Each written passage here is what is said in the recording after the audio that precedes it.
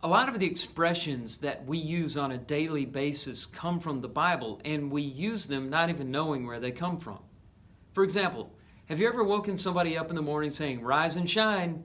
That comes from Isaiah chapter 60, verse 1.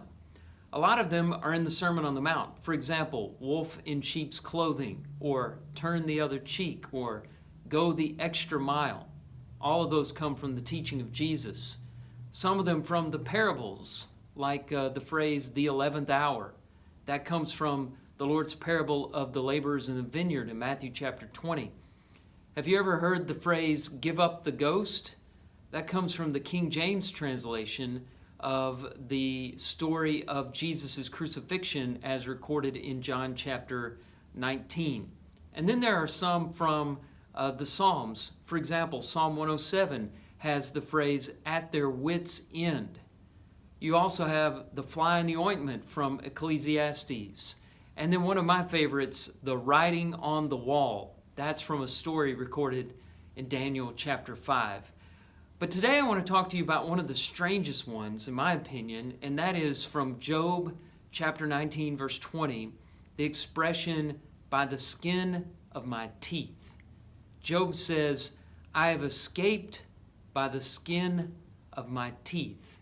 Now, teeth don't really have skin, but because the teeth are probably the only body part that's not covered by flesh, it's as if there is such a thin layer of skin on the teeth that it's see-through.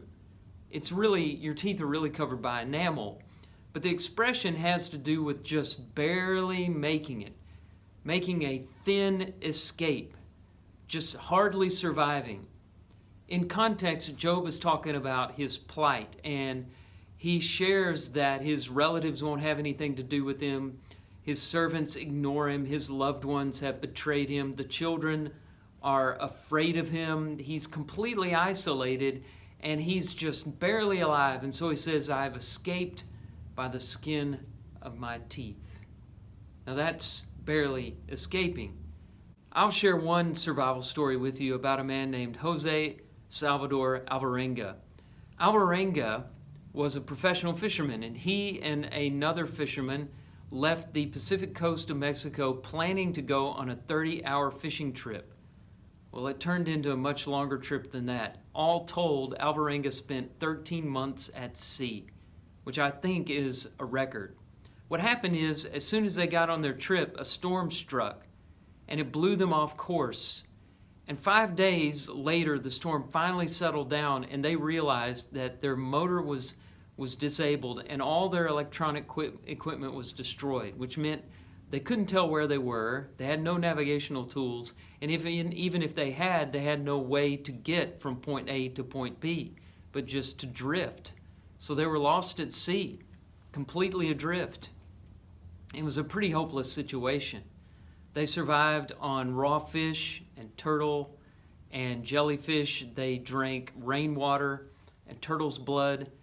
And several months in, Alvarenga's companion died from months of eating raw food. And he had to go it alone for another 9 months. Somehow, eventually, he found land. He had made it all the way to the Marshall Islands, and he was brought to safety. All told, he spent 438 days adrift and traveled over 6,000 miles. Now, that's what you call being saved by the skin of your teeth. Now, some people have really made big mistakes in their lives, and they just can't see how God would save them, and they believe that if they are saved, if they do get to go to heaven, it will just be by the skin of their teeth. And while that phrase may apply to life on earth in some survival situations, it's not appropriate to be used with regard to the gospel. The gospel doesn't save you barely or just a little or by the skin of your teeth.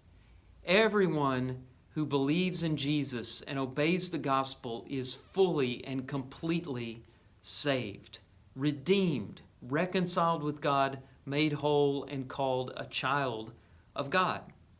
That's because all of us have sinned, and none of us get to heaven on our own merit. We're all saved by grace, and we all receive the same eternal inheritance. That's the promise of the gospel. Paul puts it this way in Ephesians chapter 2, verses 8 and 9. He says, "For by grace you've been saved through faith, and it is not your own doing. It is the gift of God, not a result of works, so that no one may boast." Like I said, on earth, sometimes we just survive by the skin of our teeth. But we don't have to worry about that when it comes to the gospel. It saves us completely, fully. And so if you're in need of salvation, come to Jesus. He can completely save you. I hope you have a great day.